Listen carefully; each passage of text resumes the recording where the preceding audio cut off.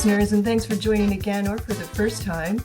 Today, we're getting practical and a little provocative about attention and using tech with intention, about building environments that will support humans in the way we work, ensuring consistent performance. Steven.puri and I first connected months ago and had a few false starts trying to line up this recording, but the upside was that it gave us time to begin knowing each other's work and the way we think. During those conversations, Steven agreed to write the foreword to my upcoming book, which I'll be telling you all more about later, and it comes out on the 28th of March. And I'm so grateful for the depth and perspective he brought to the piece. The themes he highlights there align beautifully with this conversation, as luck would have it. Steven spent years tuning the world's attention, first in broadcasting, then inside film franchises like Die Hard and Star Trek, and then later in high tech. Today, he is the founder and CEO of the Sukha company, helping distributed and hybrid teams redesign how they work to stop leaking attention and start treating it like the valuable currency that it is.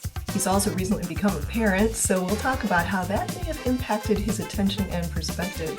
We have a big conversation ahead. Steven.Puri, welcome, and thank you so much for being here. Wow, you fit a lot in that intro. This is going to be a far-ranging conversation. I think so. I mean, it's been in the works for so long. I think we have spoken many times, and now we're here recording. I hope that for your listeners, this is one of the more entertaining and maybe actionable episodes. Let us create something great for them. I do too, and I have high hopes for it. So I'm not gonna make them wait any longer. I'm gonna dive in. Your background spans broadcasting, Hollywood, tech, but I want to start with something concrete. Can you take us into a real moment where you noticed attention being shaped or disrupted? So when, now I live in Austin, Texas, my wife and our little 12-week-old. However, in the California years, had a number of friends who were at Twitter when it was Twitter, and Instagram and Facebook. And, right. I understand on a certain level that, hey, it was a great paycheck to be doing things. And sometimes you can rationalize to yourself, oh, I'm helping people share photos of their lives with their friends and that sort of thing, right? But the reality of most of the A/B testing and the deep work is really not about connection. It's more about the theft of your life. And that I found criminal. So that really inspired me to say, okay, if these companies, like the largest companies on the stock market, their business model is steal your life, period, full stop. And they're not embarrassed about it, Like 10 years ago, Zuckerberg would have to testify in Congress and he'd do the aw shucks thing with the congressman, like, oh, congressman, we're just here so grandmothers can see videos of their grandkids, that thing. And the congressman's like, oh, okay. Now they're not embarrassed. Which congressman was that? I'm curious. Sorry? Which congressman was that? One where he's like, how do you make money? And Zuckerberg laughs. He's like, ads. But, if you listen now, that embarrassment is gone. Now they're very upfront. And the shareholder calls, they're like, listen, we have the money to pay the best engineers, the best designers, the best behavioral economists, and even like casino game designers to be on staff to steal everyone's lives, which we call shareholder value. You can call it time on site, time in app. It's shareholder value. And next quarter, we're going to deploy these new techniques they came up with to steal more of everyone's lives. And that will increase the stock price because that's ultimately what we serve. And it is maybe abstract to think of it that way, but it is, to put it very concretely, it is as if Mark were to call you up and say, hey, Liz, I'd like your life. I'm going to sell it to these advertisers. I'll keep the money, but I'll give you some dancing cat videos in return. How's that, my friend? And you'd be like, well, what? First, I'd take issue with him calling me Liz. That's what I'm saying, right? Yeah. I know. That's not the name of the pod. So that is something that to me is very compelling and impelling at the same time about saying, okay, if their business model is built upon intention, and you might have something you want to do with your life. So either you give them your attention in return for dancing cat videos, or you can serve it for yourself. And that's a tug of war. That's a tug of war Yeah. where on one side of the rope, there are $1 trillion companies with the smartest people on earth. And the other side of the rope is you. Mm. Do you need allies?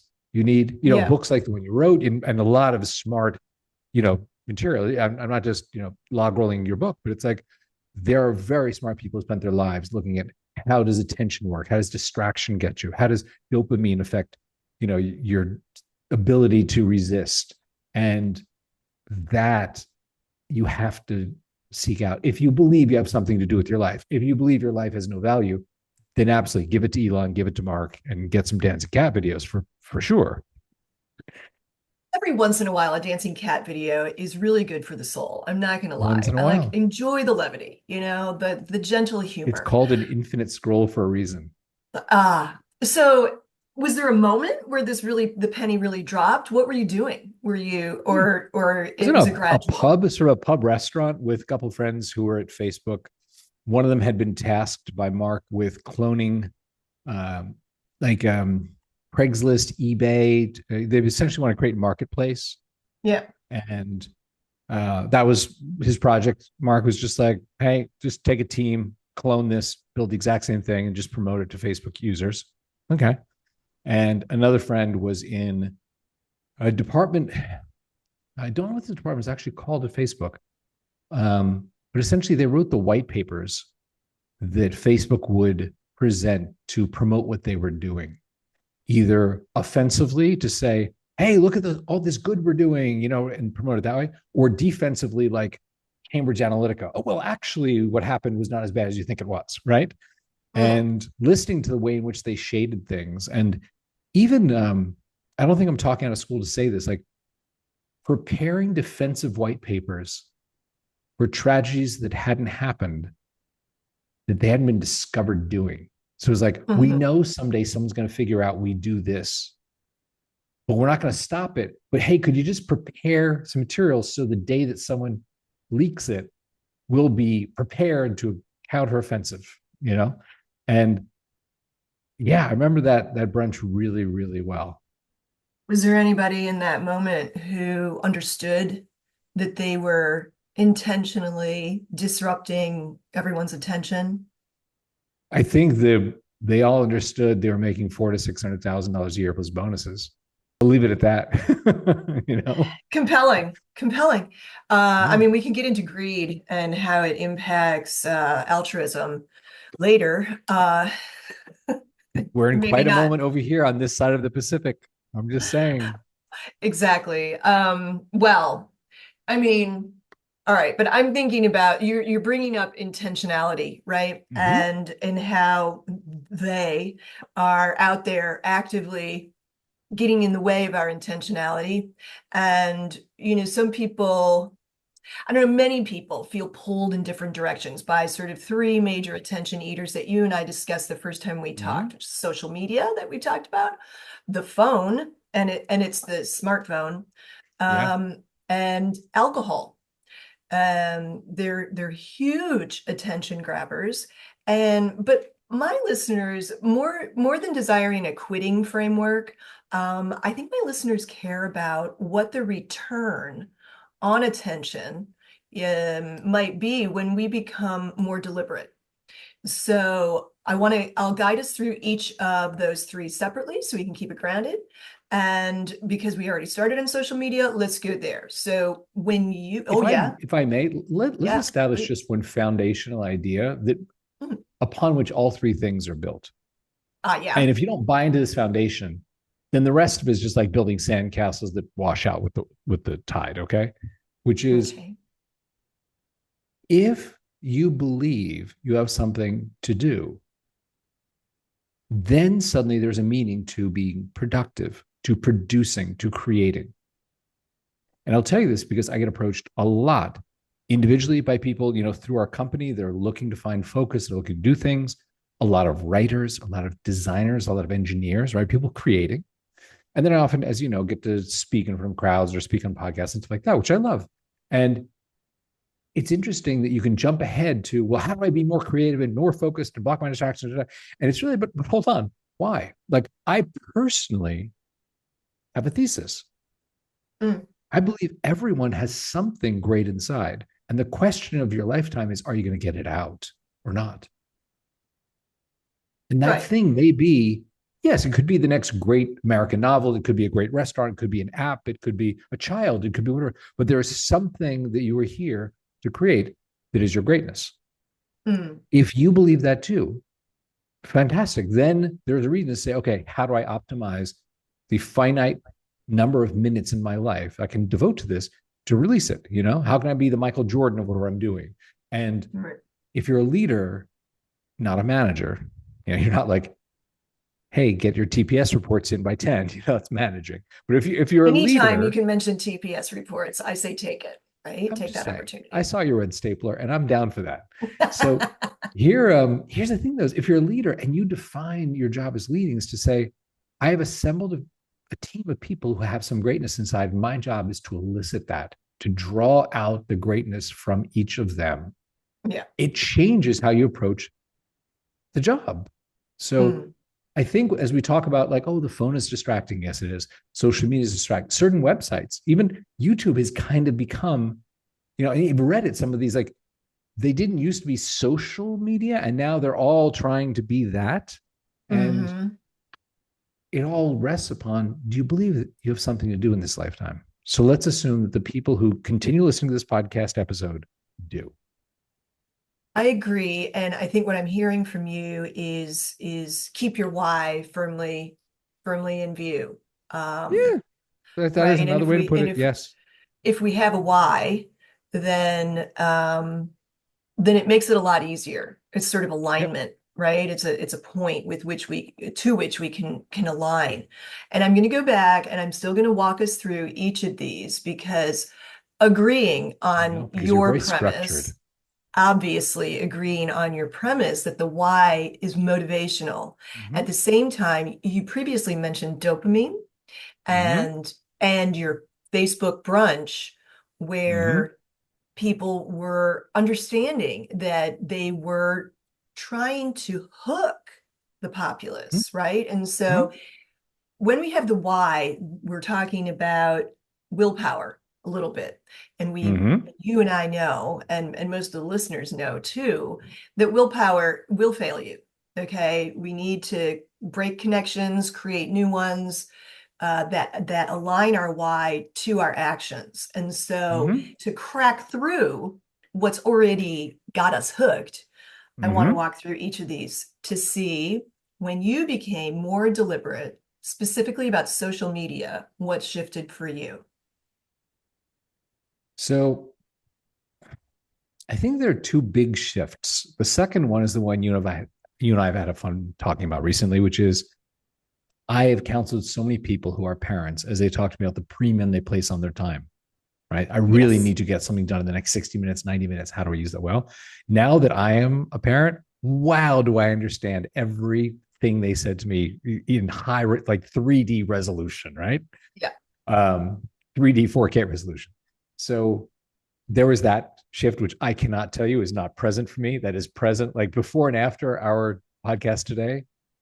I've been in Sukha working on some new features, and I know that the clock is ticking in a way that it didn't tick 3 months ago. So there's that.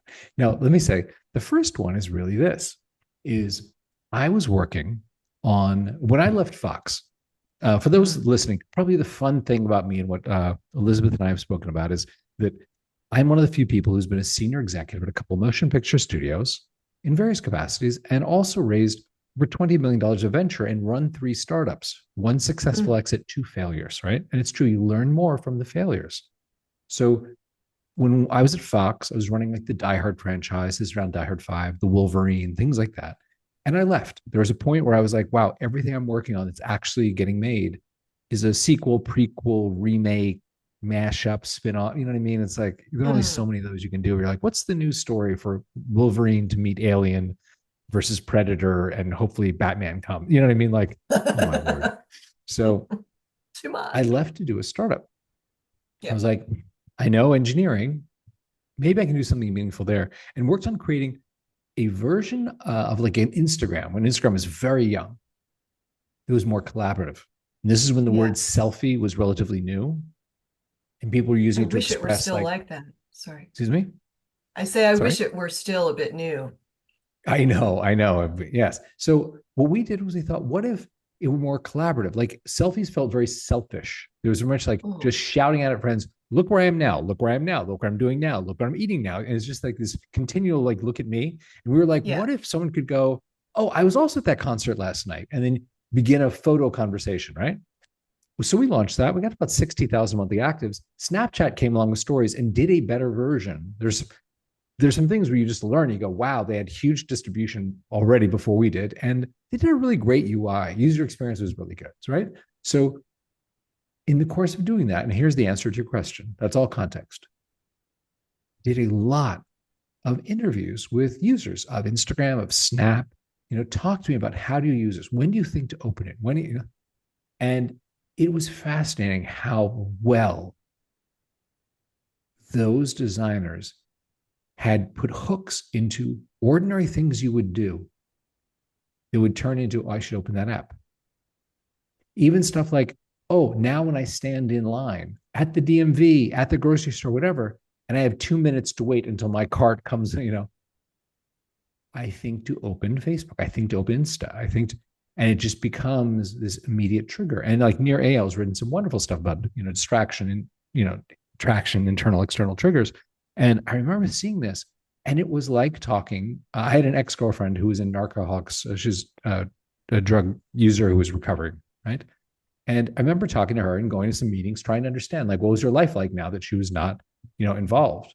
Mm, And it reminded me a lot of those conversations about it's just like being in the tractor beam in Star Wars, where yeah. once you're in that beam, it just sucks you in, and then you get popped back out an hour or two later. And that was a huge moment for me where I was like, wow, I will do nothing with my life if I become deeply associated with these. And I don't post. Sometimes I'll go to look, and when I meet people, they'll say, oh, look at my thing. But I'm just like, you know what? This is not about, I'm not going to like anything. I'm not going to comment. I'm not going to share. I'm not going to post. But if you were like, oh my God, look at, I'm promoting my book, I would go and look at your post, sort of thing. Thank you. I'll remember Sure. that. And Yeah. you're leading me to my next question, in which is that people feel torn between wanting to stay visible online Right. and not wanting to hand their attention over to an algorithm, right? Yep. So, how do you approach social media in a way that allows visibility and connection without wasting our attention spend? I'll say. So here's the funny thing. One of the things that we do with Sukha is we allow you to say, here are the things that distract me. So if you pick up your phone while you're working, your smart assistant will say, hey, are you, on your phone? It looks like, is this helping you? There's certain websites, right? Exactly. Yeah. And in a very like adult way, like there are wonderful apps that block you like cold turkey and freedom. Like you just can't open YouTube. You just can't open Twitter, whatever, right? Okay. We took a different approach, saying like, if you had a friend sitting next to you and you were working on something and they saw you open up Instagram, they'd go, Steven, seriously, like, is that helping you? Are you going to get out of here on time? And all you Is need is that that friend related to to go your tap tap project? on the shoulder. Sorry. Is that related to your project?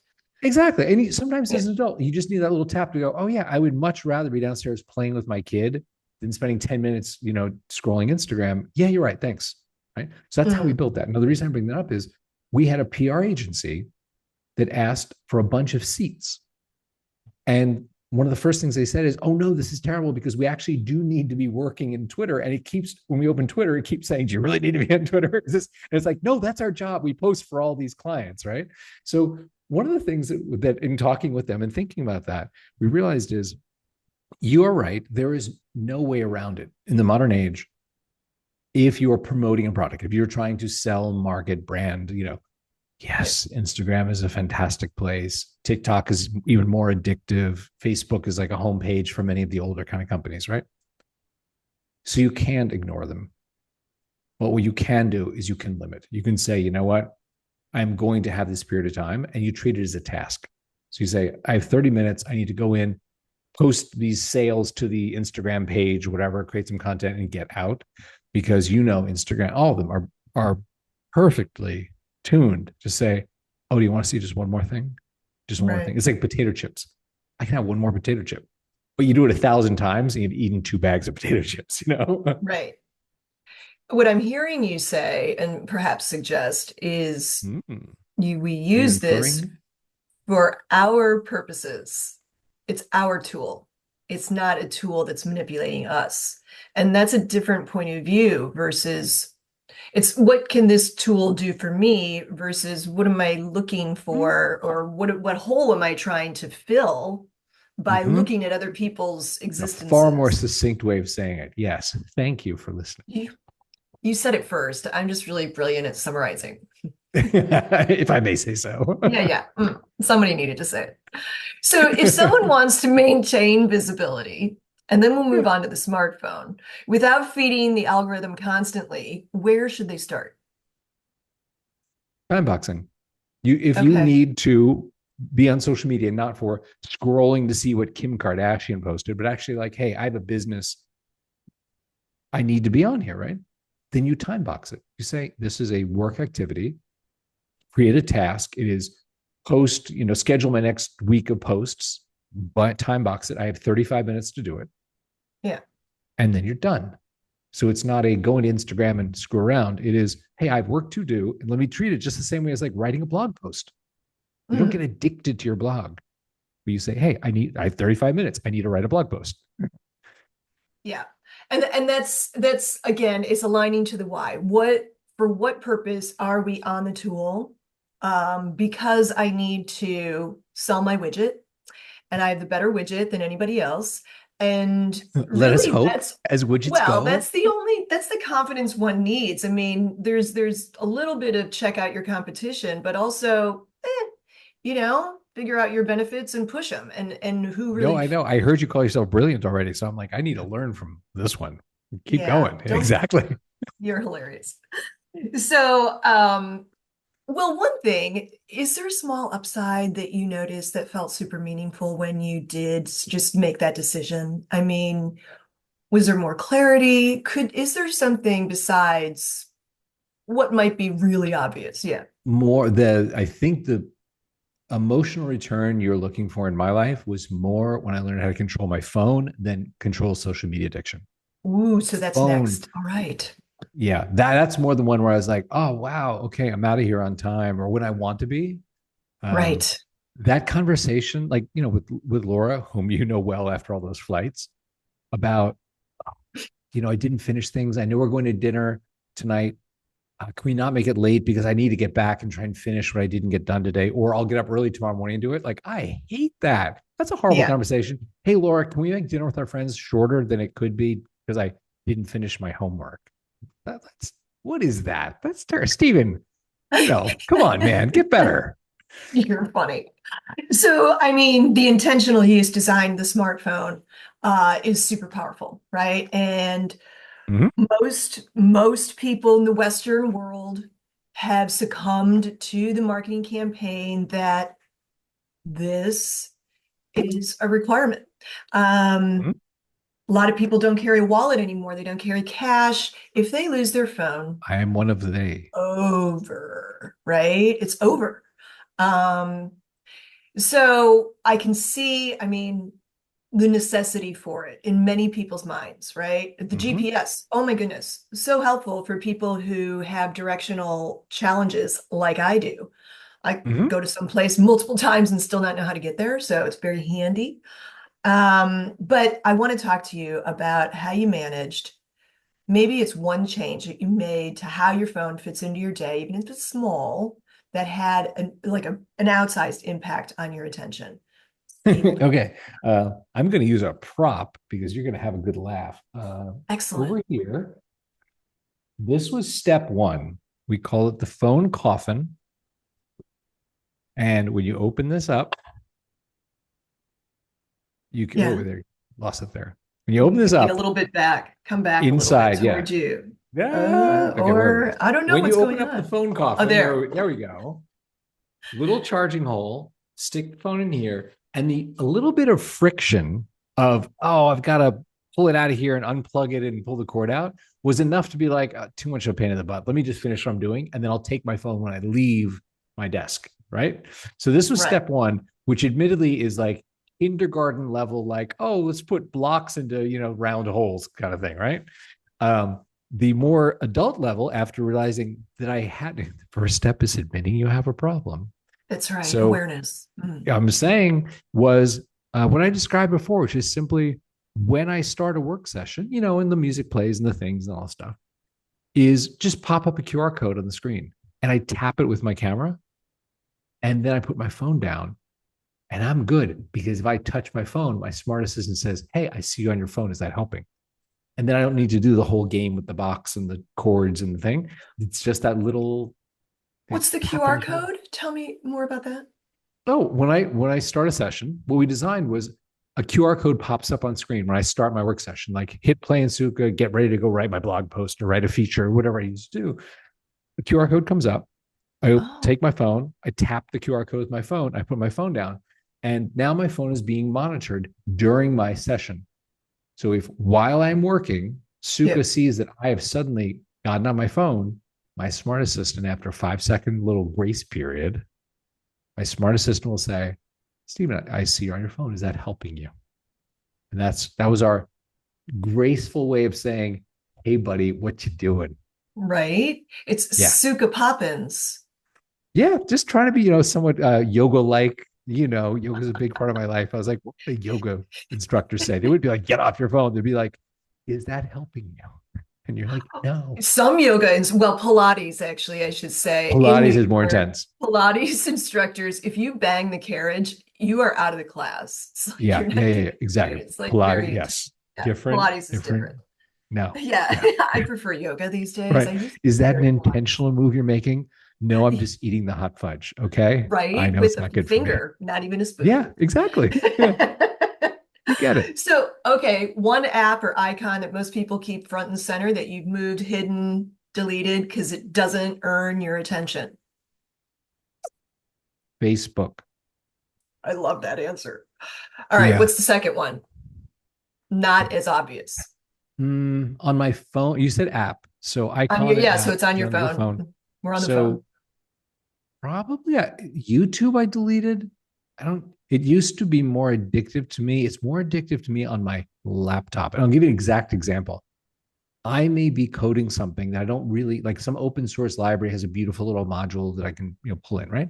But I don't really know how to use it. And some generous engineers made a 3-minute video to their YouTube channel about here's how to use this open source React thing, right? Right.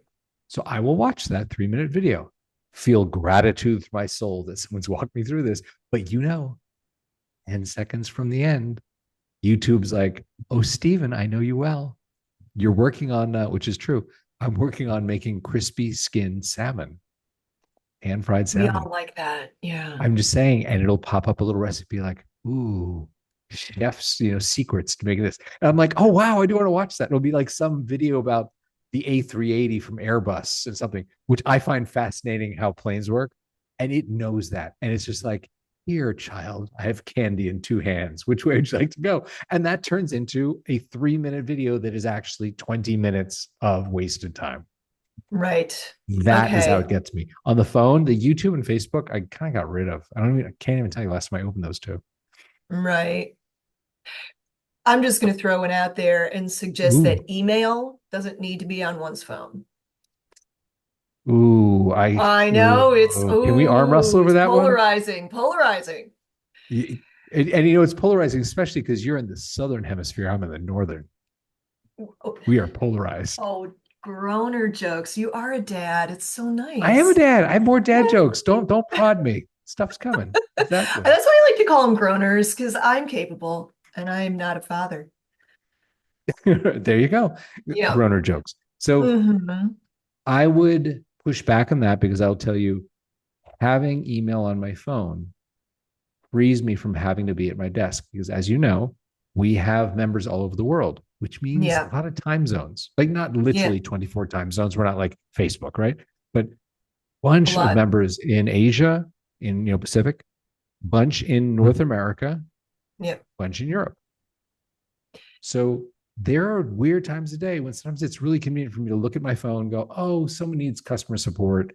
Let me help them with that." And I can do it from my phone, but I wouldn't know that if I didn't get the email. So I'm going to push back on the email thing, at least for me. Yeah. Let me keep I my like eye to on my bring things phone. up and see, how it lands. I like to You're consider. provocateur, provocatrice. I don't know what the word is. Yeah. I'll take the first one. I don't mind. Okay. So, um, speaking of the phone, and Yes. when is it ethically correct to be difficult to reach? I think boundaries are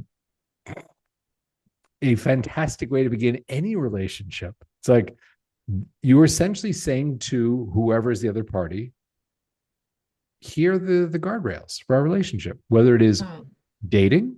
Hey, here are things I love doing. Here are things that are off limits, right? Whether it yep. is work, where it's like, hey, you know what? I have a family after 6. These are my guardrails. If you need someone who is working on the Hong Kong trading desk at 2 a.m. local time, this is not the right job fit for me, right? So you have to Right. erect those guardrails and choose some works that way. So if you do that, then it's whatever guidelines you set. You're like, hey, I'm available 9 to noon. And, I have a friend who coaches C-suite executives in the Valley, $350,000 a year. She is available a few hours a day. Yeah. That's it. If Perfect. these CEOs from the Silicon Valley need to contact her, she's like, sure, any day of the week, these 3 hours, great. There goes $350,000 a year retainer. And that is just how she sets it up. And I respect people who are like, here are the rules. You can decide if you I want to like play. that. I think it's really important. I mean, I go into sleep mode at 9:30 at night quite Mm-hmm. happily. And I'm not trying to peer through the black and white screen. You know, everybody does that at least twice. So I think the boundaries are really, really good, and it can help others question why they're frustrated. If they're frustrated by your boundary, they can just kind of go, "Why does that bother me?" I think that's a advice for whomever's listening. And how In about, general, in life, yeah, when you're bothered by something, like, I don't, why do you react that way to it? Yeah. yeah, like And what's also, the when people call each other names, how often it's true the person who is speaking out, not the person, not the recipient. Well, I am not going to go and chase that ball that you just threw, because we could go off on a Not on this tangent. episode. No, no, next time. So, how do we get off a call kindly, not this one, to reclaim our attention span when someone is taking more than they bought?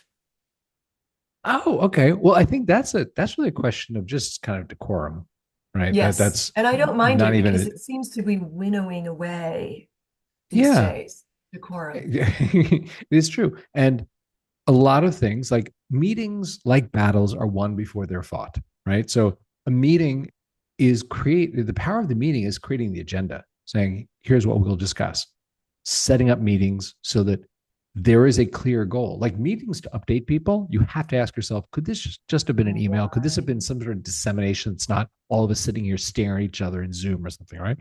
So for that reason, if you have a very clear goal, like, hey, I'm going to speak to Steven today, we are going to arrive at a price point for selling oranges on the black market, whatever it is, right? At the point at which you've arrived at, a fair price for an orange is $1.25, whatever, right? Then you draw into conclusion. If you're 30 minutes are up, you haven't gotten there, then at 25 minutes, you should be like, all this is wonderful. I feel like we haven't resolved the thing we came here for. We have 5 minutes left. How can we bring this to a conclusion of what is a price of an orange, right? So I think it's setting it up that you know why you're having the meeting, what the conclusion is, and then making sure that you check in before the end of that to say, hey, you know what? We have limited time left. We came here to discuss oranges. Again, being mindful of the time. I Mm-hmm. mean, Yeah. that's the answer. How do we keep track of our time? Keep track of it, Yeah. essentially. And this has been wonderful. Now, Thank you so much for having me. It was really nice coming. Is that where you're going with this? cute. Um, okay, so most digital detox advice dies by Tuesday, Stephen. Give me one design choice True. that actually survives through the whole week. Okay. um, piggyback, let us say anything smart that I share on this is because you and I benefit from the fact that really smart people spent their lives working on this before us. And Absolutely. it is absolutely the most successful thing that I've seen is when you attach a new habit to an existing habit, it is so much easier than having to just remember you have a new habit, you know? So if it is, hey, I am going to go to the gym, hey, I'm going to, write my blog post, whatever, attach Mhm. it to when I make my coffee in the morning. First thing I do is I sit down, I drink my coffee while I write my blog post, and attach it to the habit you have, which is I love drinking coffee in the morning. I personally don't drink coffee, but people do, right? So Right. I think that is what I've seen to be very successful, because you're right. The New Year's resolutioner thing of like, everybody's in the gym for a couple weeks in January, and then it's back to just us. Right. Yes, exactly. So, marrying it to another healthy habit that you already have. Exactly. Or Yes, which any habit you have. It doesn't have to be a even if it's healthy a one. It's bad just, one, if there is a habit that you can turn into your trigger for this new habit, do it. use Anchor it. it. Yeah, right on. No judgment. I like it. Yeah. For instance, if you have to take medicine for a period of Mhm. time on a daily, put it by your Yep. toothbrush because I'm assuming Exactly. Right. you practice good Assuming you dental brush your hygiene. teeth, let us pray. All right, alcohol. That's our third time sucker, attention Mhm. sucker. And, it influences attention in small but super impactful ways.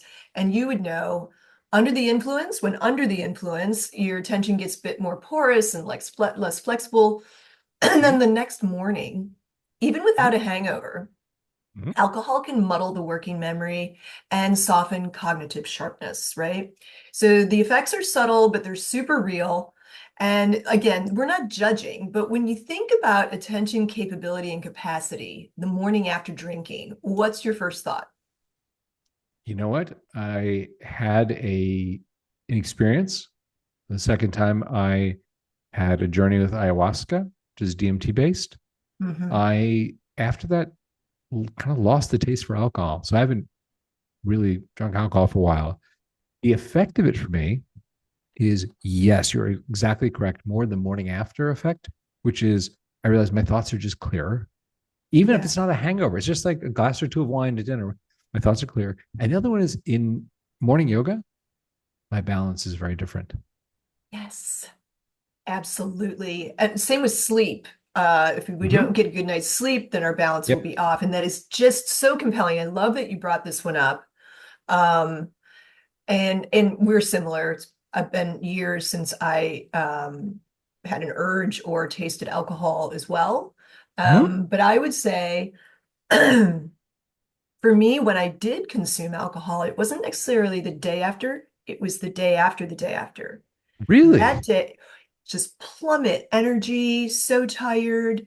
Um, Huh. Interesting. yes, 48 hours on was really, or I guess maybe 36 or something. The morning after, 2 days later, would always be the one where I was like, hey, why did I go out 2 nights ago? Which, yeah, so that's a long time Noted. and not necessarily crazy party either. Right. So, yeah. So I'm sure it affects everybody differently. We're all unique individuals, but we do have this system that lots of people, to your point, have tracked and done a lot of testing on. And we Mm-hmm. do know that your attention, your balance, your creativity, and your ability to fire a bit quicker is better without Mm-hmm. alcohol, right? So, but is there anything that you actually miss from the old ways? Like when you were doing, Oh, what is well, it? yeah, I'll tell you this. It is still like, if you were to invite me over and your husband had an amazing Barolo you guys have been saving for dinner party, I'm not the guy who's like, oh, no, I don't drink. I absolutely have a glass of wine. If someone pulls it out and it's like, I want to share this with you, it's a social contract of like, let us engage in this together. Yeah. It's not like someone saying like, hey, let's all do Coke together. You're like, no, I'm going to tap out. It's like, have a glass of red wine. Okay, cool, fun, let's do it. So the social aspect of that, I think, is wonderful. I know that's also true of smoking. I've never smoked, Hmm. but I know that that is one of the hard things about quitting smoking, is that it is a physical habit, like having something to do, why people sometimes chew gum when they are quitting, Yeah. and the social habit of like being with other smokers and sharing a cigarette, and maybe envisioning you're in Paris as an artist or something. I don't know, but Yeah. that part of alcohol, I absolutely understand. And often when I opt not to, like if I'll go to a concert and all my friends are having alcohol. They're, beers at a comedy show or drinks at a concert or whatever. Usually those I don't really, that's not really a milieu where I'm like, oh yeah, I want to go have drinks again. And there is something there when you're like three drinks behind everyone and, the comedy hits differently, or maybe you get more jokes Or as opposed to fewer doesn't. jokes, um, get that. Not enough that I'm going to have a drink, but I understand it's different than when I did drink. Yes, I think if I may share, I'm going to answer the question too. Ooh. I know I don't often do that. I I would say I miss those. I mean, my children and I and some of my friends, we do get off laughing really hard without any accoutrement to help us. Yeah. But Chemical I would enhancement. say, yeah, those nights when you're with your friends and Mhm. you did, like let's open that next bottle of wine and you're just laughing and you're sharing. Those don't Mhm. happen as frequently without that lubricant. So Agreed. Yep. yeah, so I'm hopeful that as more people recognize that alcohol is not great, then we get into this space where we're allowing ourselves to access silliness without that excuse. And Yeah. and we might get back to that big fat laughter without feeling poorly the day or 2 days later. It's my dream. There you go. Okay. So I'm not an expert on alcohol, but I'm glad we talked about it. I think it's really helpful to keep things top of mind. It's a Mhm. thing that kind of goes into the closet a little bit. People, ooh, don't talk about it, but let's Mhm. talk about it. Yeah. So attention. All right, so we're back. We're back. And in the foreword that you wrote for my book, you Mhm. highlight that the book envisions a workplace that recognizes focus as a finite resource. And Yes. I know that the Sukha app is aimed at dispersed workers, as you mentioned, who often don't have built-in environmental cues that a group environment might and can provide. True. That's very true. So let's get practical about how your Mhm. operating system supports attention for people who work in a dispersed fashion. If we walked into a team of remote or hybrid workers, or maybe you're just talking to a sole practitioner who Mhm. truly run on Sukha principles, and you might even Mhm. enlighten us what those are, what would we see happening differently in the first hour of the day? Oh, okay. That is a fantastic question. No one's posed it that way. So the way in which our system works is, well, I kind of need to talk about flow states for a moment for this to make sense. Is that fair? Great. And I Do know it. that there is a cohort of your audience that, like, I'm a flow master. I'm in a flow state right now. I get that. But there are some that maybe have a passing understanding of it. So let's just hang a lantern on what that is, which is there was a Hungarian American psychologist, Mihai Csikszentmihalyi. He had a thesis. He said, if you talk to high performers, very often when they talk about the concentrated states, when they do the thing that makes them famous, the thing we know them for, they describe it in very similar ways, even though what they're doing is very different. They're artists or athletes or scientists or inventors.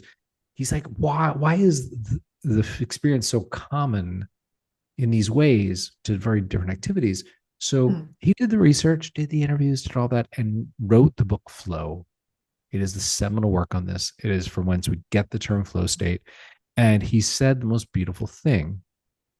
He said, I chose this word flow because it was the best metaphor for what I found, which is we are all on the river paddling to move ourselves forward. But if you align your boat with the current, it carries you, it magnifies your efforts. It is what these high performers have figured out how to do and do it in a repeatable fashion.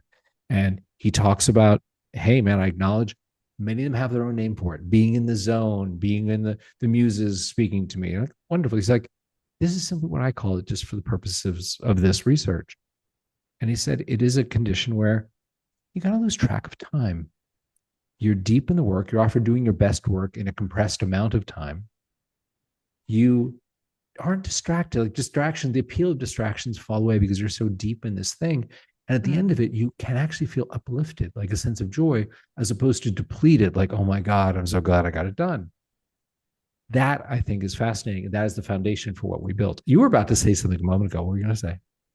Not, no, I'm listening to you. I love what he says. I love what he says, that if you align yourself with the current, Hmm. because that invokes the idea of energy, which is all around us.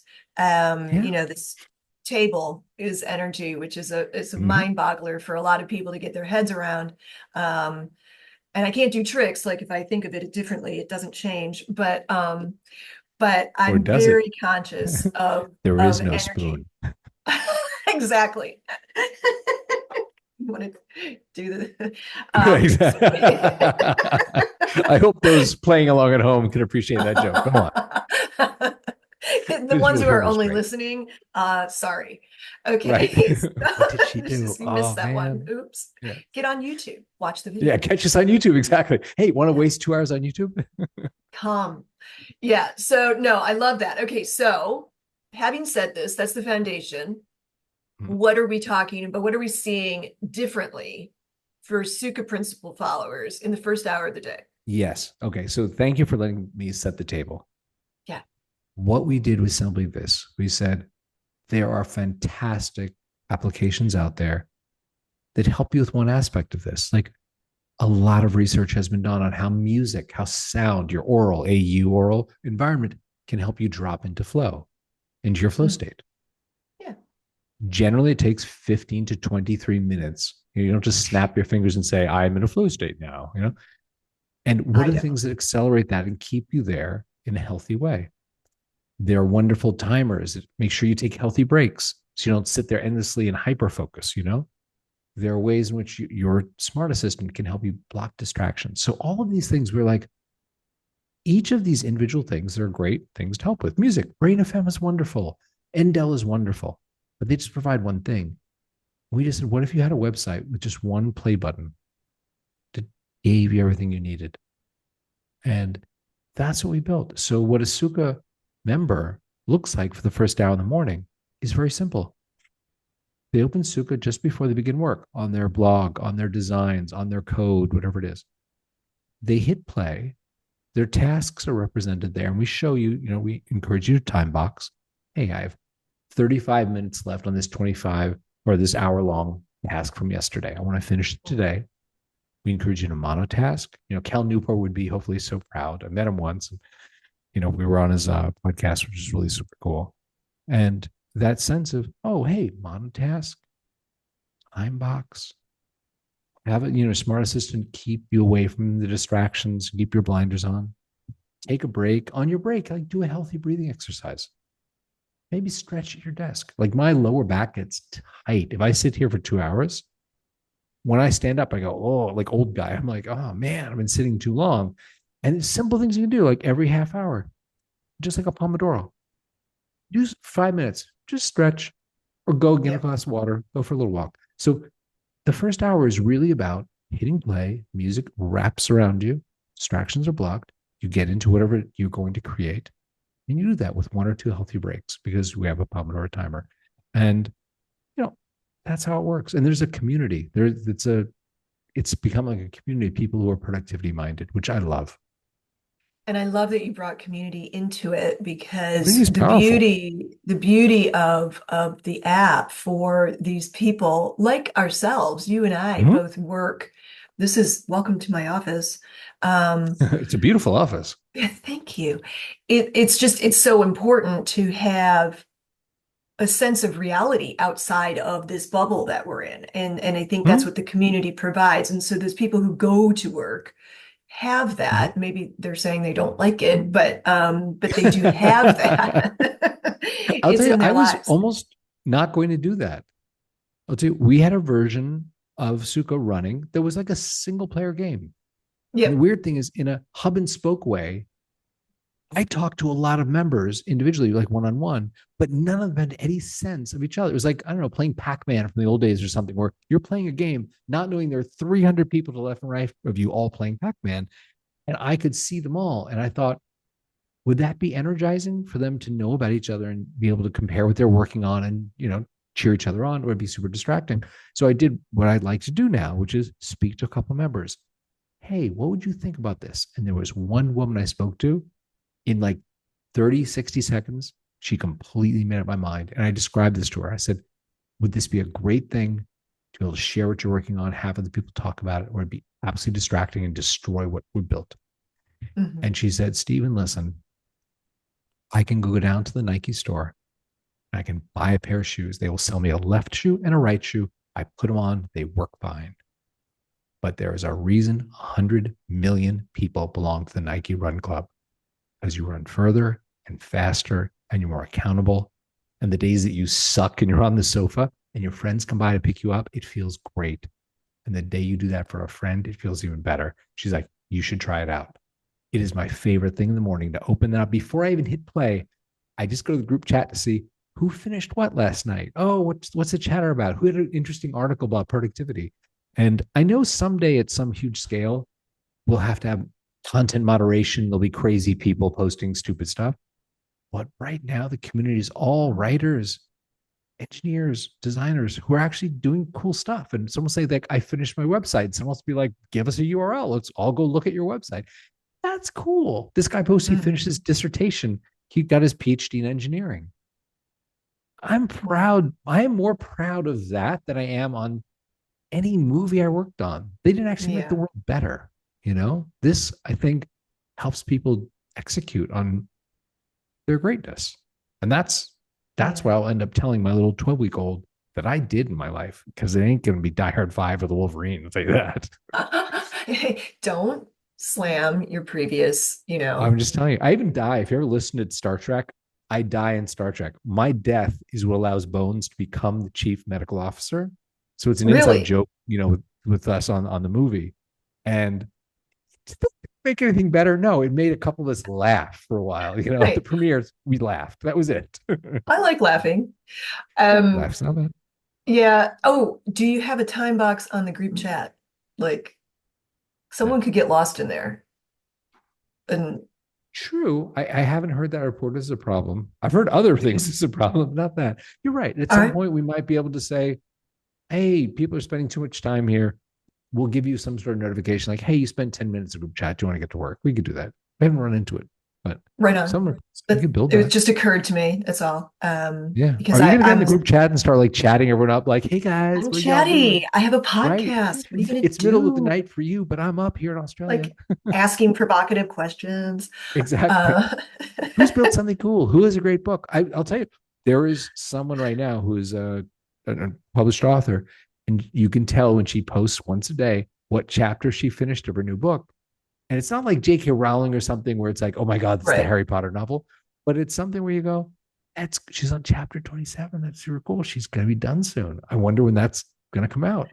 Yeah, it is. It's exciting. And it's great to have. I love that you have a space for people who work alone to come Yeah. together and be bolstered by one another because that's the energy again you Mm-hmm. deplete your own you need it doesn't come from the table, right?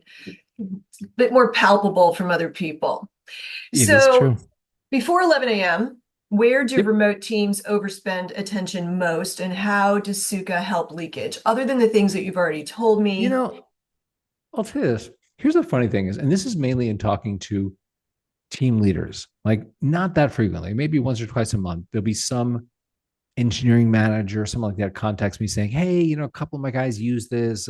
Looks cool. Tell me more about it, sort of thing. Like, Yeah. and here's something that I've found is there is definitely a culture of like the early morning stand up, especially in tech, which usually after months and years has devolved into I'm being a little reductive here, but it's like hey, this is what I did yesterday. This is what I'm doing today. I'm blocked because I'm waiting for the TPS report from, Blackley. I got it. You know what I mean? Like it kind of is like this round robin or it's, talking circle of, ugh, does anyone really need to sit there and go like, I need to hear 20 other people? And it's done in the morning, which is usually when people are most clear. Yeah. And that to me is like one of the big mistakes where it's cool to share what you're working on. But if the goal of the meeting is simply go around to the circle, everyone has to be like accountable on did you get done what you said yesterday? Have you hired the right people? That's really the technique you need to use. Have you? Also, it's also just not striking me as like personifying agility. No, no. The And agile way is like so structured. exactly. And be Really. aware of that kind of thing. In talking to a lot of people at their chronotype, which for those playing along at home, chronotype is simply the concept that there are times of day you're more adept at certain kinds of things. I first encountered this in film when I Mm, was straight out of the early 20s. And there was a very established screenwriter. This guy, Ron Bass, he had written Rain Man and My Best Friend's Wedding and like all these movies, right? And he okay. was infamous for not talking to his family in the morning. Like, he's like, I'm not the dad who's like, who wants pancakes and can I drive you to school? He said, when I start talking to you, I can't hear my characters' voices in my head anymore. And that's what I get paid, like 1, 2 million a script for. So he would spend from 5, 6 in the morning until 9, 10 in the morning, get up, go straight to his office, write. And then he knew he could do collaborative stuff in the afternoon. He could do the kind of stand up stuff, studio notes, collaborations with other writers, things like that, right? Talking to his Mm, agent. And I was struck by that because I thought, wow, that's amazing. This guy is that self aware to know, hey, I have to guard these parts of my day because I know what I am best at that time. And often stand ups are scheduled in the morning in the middle of people's clarity. Not to say everyone is a morning creative person and afternoon meeting person, right? But a lot of people that I've met through Sukha are. And I try to clear out the mornings for people and be like, you know what? Let's not even talk until 10. Take that clarity and just write the blog post, do the marketing you need to do, write the feature, debug yesterday's feature, whatever it is, right. with that morning clarity, assuming you're not Mm. hungover. Call back. Well, yeah. So is that your meeting rule with teeth? Like something that belongs on the wall for remote first teams? I think for leaders that are leading distributed asynchronous remote, whatever you want to call that thing, right? It is a wonderful, wonderful intention to say, let me actually lead them in a way that is organic to them. Because I'm telling you, like when I was in SF, there was a culture around, hey, the great engineering is done in the middle of the night. And there was also the time when microdosing psilocybin or LSD was super part of engineering. Like Why everyone's is it talking about, getting like, I'm done in up the until middle of the 4 night? a.m. Sorry.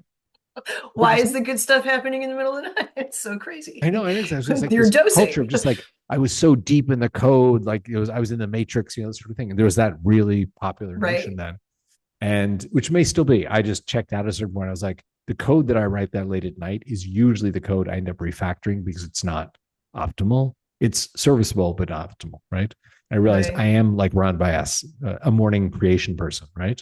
Okay. So as a leader, to poll your team and say, hey, who understands their biorhythm? Okay, great. And if you don't, let's do a little exercise. Simple. Don't need anyone's app. Don't have to pay to figure this out. Take a piece of paper, divide it into a grid, morning, afternoon, Monday through Friday, 10 Mhm. boxes. For a week or 2 weeks, jot down at a very high level, 3, 4 words, what you did. Tuesday morning, wrote blog posts. How did you feel? Smiley face. Thursday afternoon, debugged, the stupid feature. Blah, blah, blah. How did you feel? It was a nightmare. I'm telling you, look at that after a week or two, you will see your patterns of like, oh, this is when I should be doing meetings. This is when I should be doing, solo deep work. And then you respect it. So as a leader, you say, hey, who is aware of how they work? Great. Let's schedule, if we're going to agree upon focus time, because as you know, it takes like 15 to 23 minutes to get into a flow state. And if you get interrupted, it's another 15 to 23 to get your brain back to that like prefrontal cortex shutting down deep in the work sort of state, like that magical feeling. Yep. So that means if you as a leader say, hey, you know what? Seems like everyone here is really good in the morning. What if we agree from like 8 to 9:30? Nobody sets client meetings. We don't bug each other in Slack. We do deep work. You have to trust that people are not sleeping in. I mean, hopefully you've hired well, but as a leader of adults who are hopefully passionate about doing the thing they're great at, it clears the way for someone to walk into an actual staff meeting and say something where everyone pivots and goes, we should do that. That's a great idea. As opposed If to we like, were, I got my thing debugged.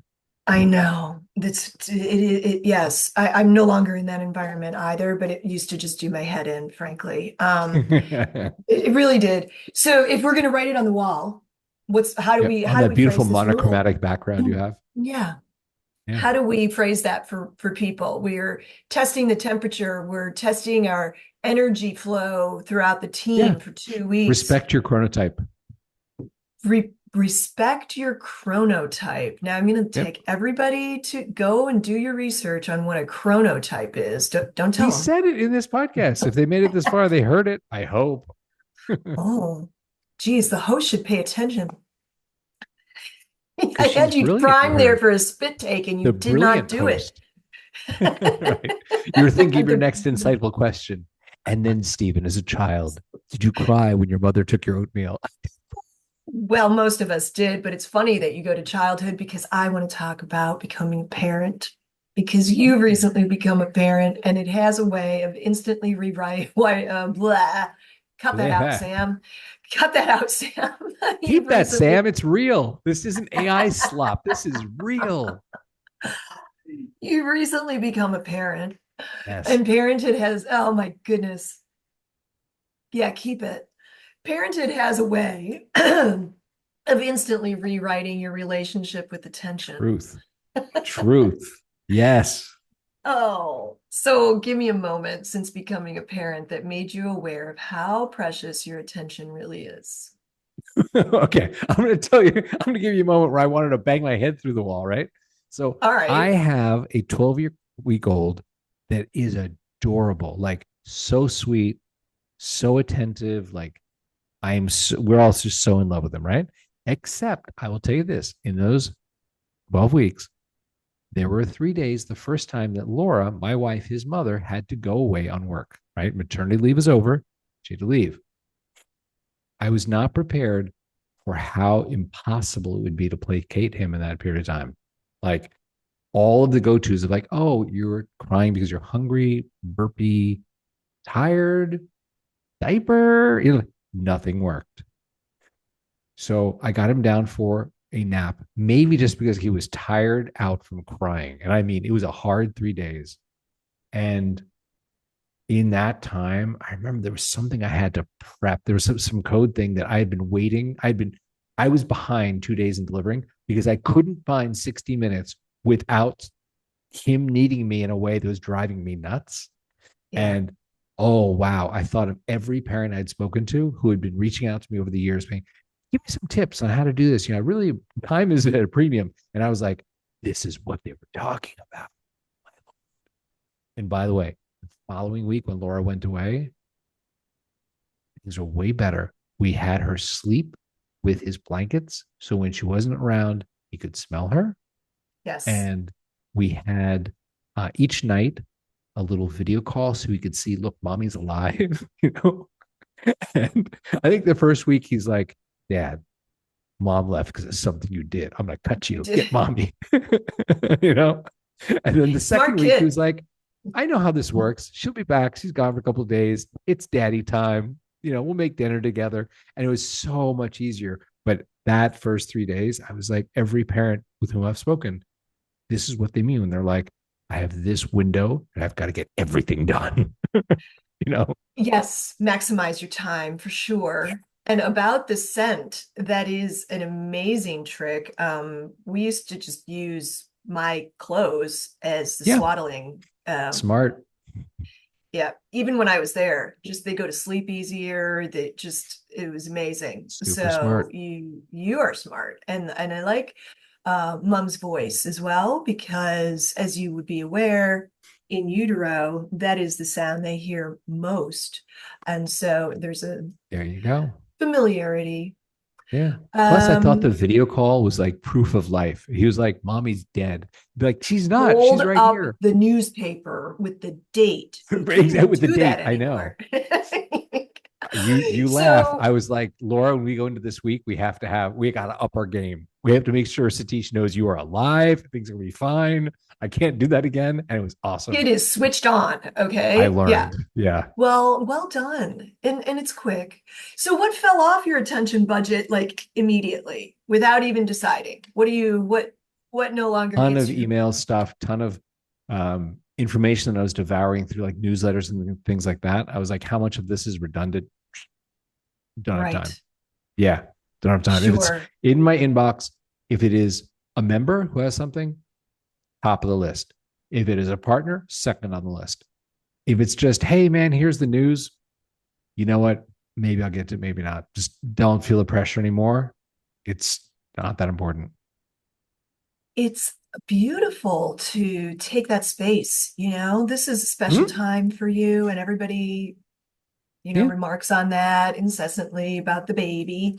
But it's really true. And yeah, the news can wait. It'll still be there, Stephen. I'm here to tell you. Right. Yeah. True. So, did anything in your work become sharper? Mm, I think I've become Tony, my partner in this, who is a better engineer than I. Like he is a full on great engineer. I think I've become more responsive or open to some of his ideas around the experience. I think recognizing now that he's got a 15-year-old. So he's like, I have lived through, yeah, you have 12 weeks, buddy. He's like, ah, it's so cute. It's nothing, right? So he's lived through the terrible twos and the, teen years. And I listen to him more acutely now when he says, I feel like this is how I'm like, okay, you know what? There is a huge cohort of our members that are parents, and he understands them better than I do. I'm learning, but he's way ahead. He's, 14 years and 9 months ahead of me. This opens up an interesting idea for those Not colleagues. being arrogant. Yeah, it's a great idea. I'm trying it. It's working well. No, no, no, but it's more your realization because your personal circumstance changed. Mm-hmm. And the reality that for so many people, that's the only way that they gain understanding is when it hits them. Yeah. Um, and so this is an opportunity for listeners to, if you don't have children, maybe, or if you do, either side, right? Mm-hmm. Listen to the other side and Yeah. don't put your blinders on and try and take in the reality that they may have a point of which you're just unaware because it hasn't hit your reality yet. Wouldn't our whole world need some of that? Well, yes. Let's make it a clip, shall we? We'll just really Right. grab people's Just saying, attention over and over that and could be over. broadly applied and would do good. So, has becoming a parent shifted how you approach creativity or flow? How does the Sukha app work with a 12-month-old? Because it's a little bit like you're supposed to do this now, isn't it? Yeah. I'll tell you, I don't know that it's shifted as much as it's reduced the time that I have. So it's put more pressure on, oh, you know what? He's taking a nap.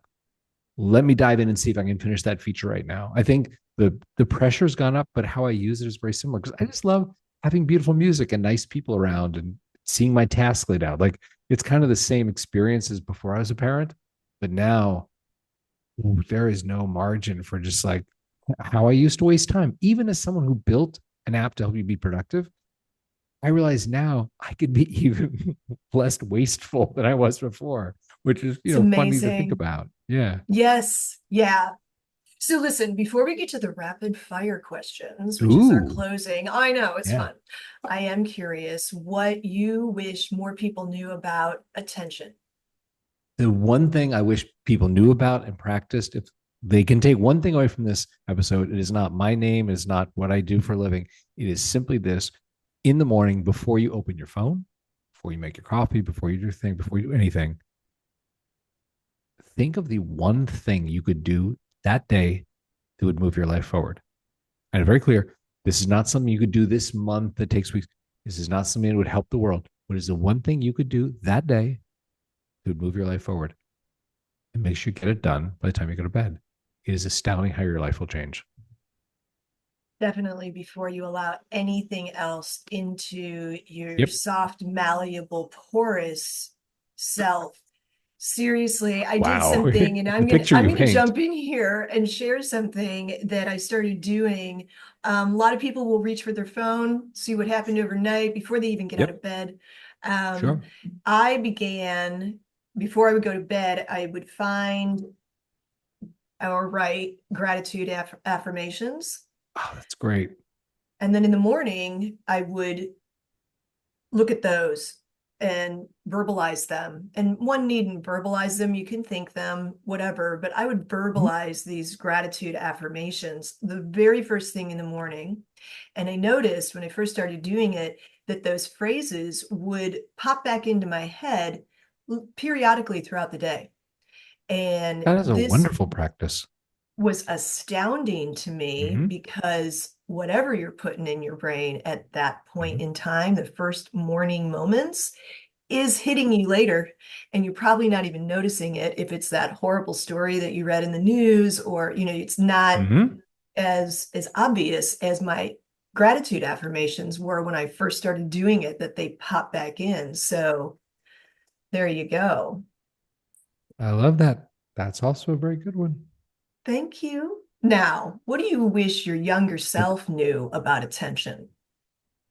I wish my younger self had a better way of bifurcating the things that were going to affect my journey, the things that were not. You know, Give me an example. like now, there are portions of the news that I just put in that category of, you know what, if I have, if I'm sitting in a waiting room and I want to catch up on whatever happened today, yes, but it does not affect my life.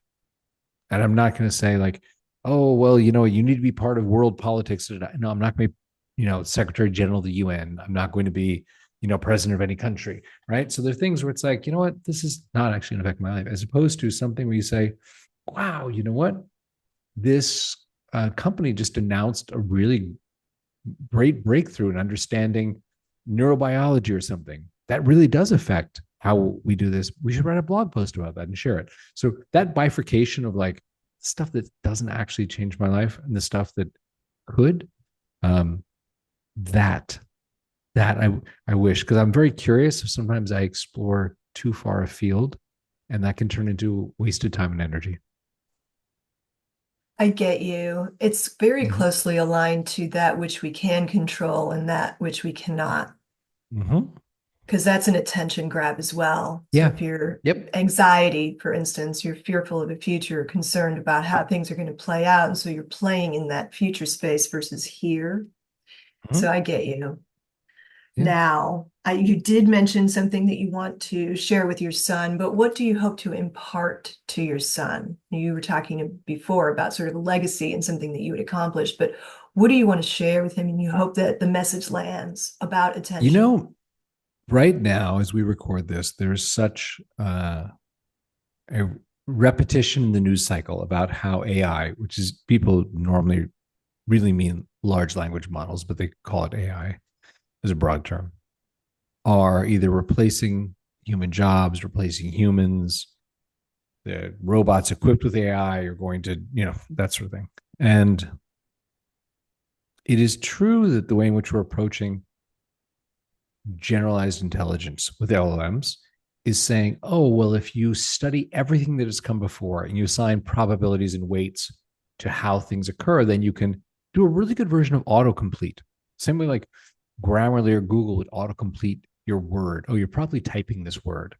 Mhm. And an LM can say, and your next word is probably this, and your next thought is probably going to be this one, right? It's like Google autocomplete on steroids. So there's that thing. So instead of my son and eventually my daughter, be born into a world where is this doom of, oh, LLMs are going to do all the jobs. Would you rather to say, hey, really spend the time to train your mind to do the things that are creative, that maybe bring originality, because those are very hard to create when you're just matching from the past. And that's what LLMs do. I like that. It it's very close to my thoughts about what is the future holding for humans. What do the technological advancements allow for humans versus the negative? What is it curtailing? What's it taking away from us? So it's Mm-hmm. allowing, and I've said this before, a bit of a promotion for everybody. Mm-hmm. We're going to be functioning in a different space, and we're being elevated right now. And if you had your first promotion, it was a little discombobulating. How do I move from individual contributor to leader? How do I Yeah. manage? How do I project? How do I foresee things and mitigate Mhm. and all this stuff? It's a very different thing. And that's where we are right now. You can take, if something else is handling the more mundane tasks, Yeah.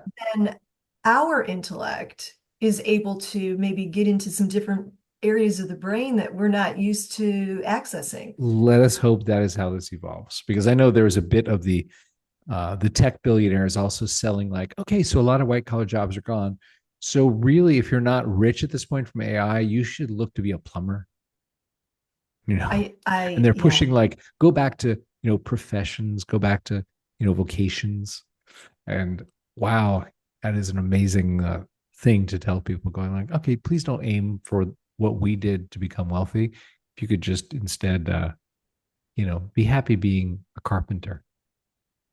Some people are very happy working with wood, and I see nothing Mhm. wrong with that. And There's at the nothing wrong same with that. time, the plumber seems like an ideal job for those robots that do Yeah. process things. My point is more about the people saying that. Oh gosh, yes. Yeah. Or what did I hear the other day? A man saying, if we could just get people to start working earlier, like right when they get out of high school, and work a year or two longer, like don't retire at Mhm. 65, then we could really address the debt. Yeah. I And mean, it's a that's billionaire a who's saying that, way. right? Yeah. Yeah. It's a way. We Yeah. could also have, taxes paid by, I don't know, maybe no be a billionaire, be a 900 millionaire or something. Right. Yeah. Okay, so rapid fire. Are you ready? Stretch, get loose. Okay. Here we All go. right, okay. What Hamstrings. is one Okay. belief Let's do about this. availability that costs Yeah. teams the most? Yeah. Sorry. Availability. What did you say? Across? One belief about availability that costs teams the most. That being available at all times, like we discussed, having no guardrails leads to greater momentum on the team, because it's wonderful in the short term. If everyone is sort of available 24 hours a day for a couple of months, oh my God, the things you get done. But then when you're dealing with burnout and you're dealing with resentment and oh my, it just, it's that you're burning the future to make the present warmer. So that's one. Understood. Okay, a Hmm. constraint you envy from another industry. Hmm. That is an interest. I've never gotten that question before. Um, constraint I envy from another industry. I guess my father, his career at IBM was in designing chips, very large scale integrated circuits, right? Mhm. And I did love from him the sense you get in certain kinds of mathematics, certain kinds of sciences, that is, there is an absolute binary: yes, no, true, false, works, doesn't work, right? Whereas what I do is try and optimize and like, does this flow music we composed this month make it more available? Does it flow more available than last month? It's subjective. Like a lot of the decisions I realize I make are subjective, and that constraint of like, hey, it worked or it didn't work. That's all you get. It's pretty Right. great when you're seeking out the truth. Absolutely. And if I can chime in and answer one of the rapid fire Yeah. questions, this one, Yeah. elite sports have built-in recovery windows. It's like non-negotiable. There's a Right. recognition of that the body Right. needs it, the mind needs it, and I envy that. Work culture thinks recovery is optional. How long are you And taking after this episode? Like weeks off, right? I'm taking the afternoon off. I canceled my February, just so you know.